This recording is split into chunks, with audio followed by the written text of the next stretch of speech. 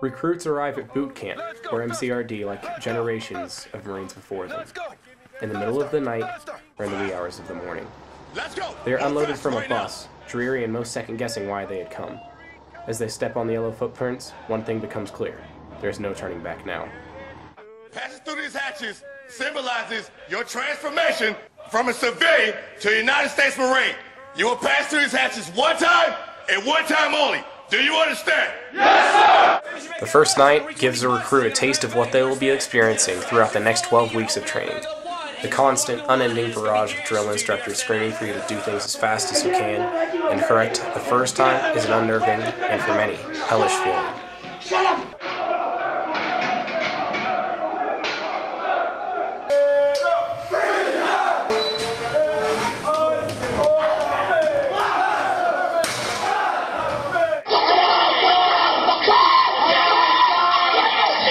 And I remember interviewing recruits about their thoughts about that night, and it typically was, oh my God, what have I done? Stop at the edge! Where the Marine tells you to stop!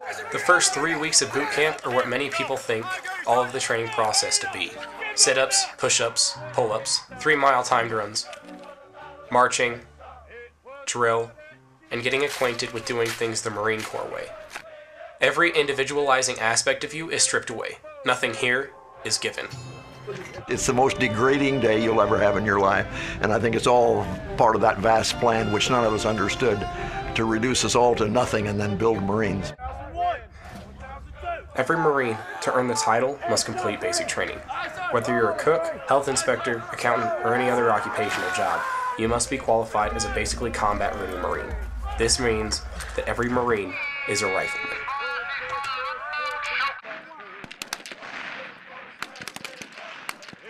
Sound about right? Yes, sir. Now you're dead, Blake. You didn't do the simple stuff. The most defining moment for recruits in boot camp, however, is what is known as the Crucible. The Crucible is a 54-hour non-stop training exercise for the drill instructors to see if the recruits can think on their feet. With only 5 to 10 hours of sleep throughout the Crucible, and only 3 meals for the 54 hours, recruits are pushed to their limits. They are put up against simple yet extremely fatiguing obstacle courses, to other stages of the course that require the Marines to find a way to accomplish the mission in a specified amount of time, requiring them to think, act, and execute like a team.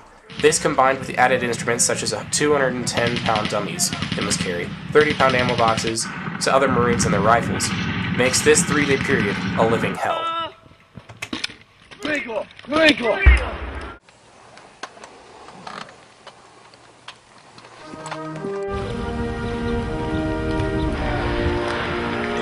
After all this, these recruits, who have forged in their blood, sweat, and tears, have finally earned the right to be called United States Marines, a title which few will settle for anything less, and expect anything more. To be a part of the oldest standing military brotherhood, and to live for something more than self. As Ronald Reagan put it, some people live an entire lifetime and wonder if they've ever made a difference in the world. Marines don't have that problem. From graduation on, these Marines will embody the nation's trust and the premise that when a war comes, they will be the first to go, the first to run toward the sound of chaos. They will be the ones writing our history, our news, and our future. No better friend, no worse enemy than a United States Marine.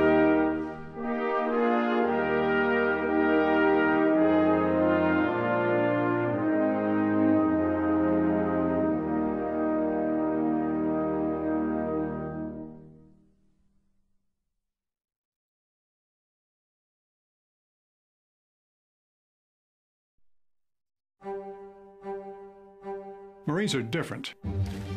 They like to think they're the best. Their culture is a warrior spirit. We consider ourselves warriors. We have an obligation to be the most ready when the nation is the least ready, and do the kind of things that our country would ask of its elite warriors. The Marines are smaller than the other major military services. They're more oriented on combat. Throughout history, at times, killing is necessary. The Marines run to the sound of the guns. Marines understand that what they do is a brutal business, but they never lose their humanity. They're the most ancient of all the armed services. I say ancient, not primitive. They're arguably the most functional of all the armed services. They're a cult that works. They're a gang that's lawful. To me, it's the baddest fraternity on the planet that you can belong to. Semper Fidelis, always faithful. Marines, more than any service unit, emphasize that notion of camaraderie. A kind of specialness and a special camaraderie to each other. There's a myth out there that the Marines are Neanderthals. I actually find the Marines very intellectual. Roger that. Captain Watts, I want... Marines, I firmly believe, are idealists to their core, who really, truly believe that they can, in some way, help make the world a better place. They live in such a tough world that they have to cloak their idealism in a shell just to survive. The professional warrior has a very strong emphasis on a code of ethics. Integrity, morality is a big factor. Our core values, honor, courage, and commitment, that's the foundation of that ethos. Repeat after me. When we took that oath, we promised everybody in our country that for 4 years or for a lifetime, we'd give them the best we had, and we do every day. Marines don't argue about should we or should we not have intervened. The mission is everything. And a Marine, no matter how many times you knock him down, he's going to get to his feet. And that probably makes us as feared as any organization in the world. We are the nation's first line of defense. But if you do something wrong to the country, we're the last people you want to see coming at your door. That reputation has been well earned over the last 230 years.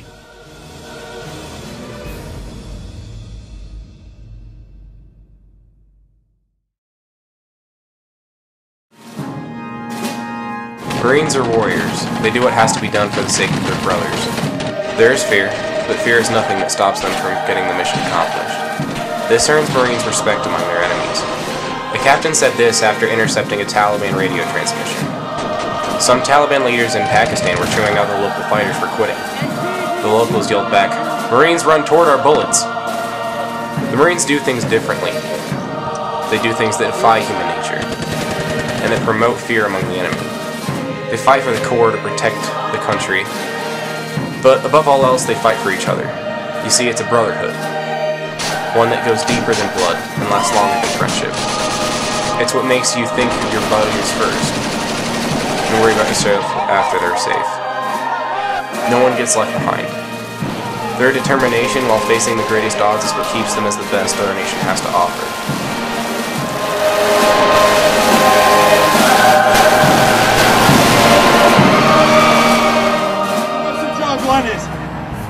John Glenn. John Glenn, first American to orbit the Earth in space. Was a senator for the state of Ohio. Oldest man to go back up into space because he's a PT god. Before all of that, he was a Marine. John Glenn, 1974, ran for Senate against a politician named Howard Metzenbaum. John Glenn at this point was a Marine. First American to orbit the Earth in space. Howard Metzenbaum asked him, how can you run for Senate when you never held a job? What would you do if somebody said that to you? Now I'm going to change a little bit of this. I can. It's my world. John Glenn said, is that right? I served 23 years in the United States Marine Corps. I fought through 2 wars. I flew 149 missions. My plane was hit by an aircraft fire on 12 different occasions. I was in the space program.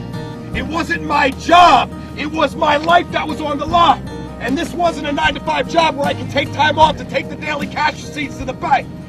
I asked you to come with me as I went the other day to a veterans hospital. And you stand there. You look at those men with their mangled bodies. You look them in the eye and tell them that they never held a job. You come with me and visit any Gold Star mother. You look her in the eye and tell her her son never held a job. You come with me to the space program and visit the widows and the orphans of Ed White, Gus Grissom, and Roger Chapin. And you look those kids in the eye and tell them that their dads never held a job. You come with me on this Memorial Day weekend coming up to Arlington National Cemetery, where I got more friends than I'd like to remember. And you stand there. You watch those waving flags. You think about this nation and you tell me that those people never held a job. I'll tell you, Howard Metzenbaum, You should be on your knees every day of your life, thanking God that there are some men who have held a job, and they required a dedication to purpose, a love of country, and a dedication to duty that was more important than life itself. Their self-sacrifice is what made this country possible. Yet freedom has its price. As Ned Dolan said, freedom isn't free, but the Marines will pay most of your share. That being said, over 42,000 Marines have been killed in Ashton since the beginning of the Corps in 1775, every one of which had family that raised and cared for them.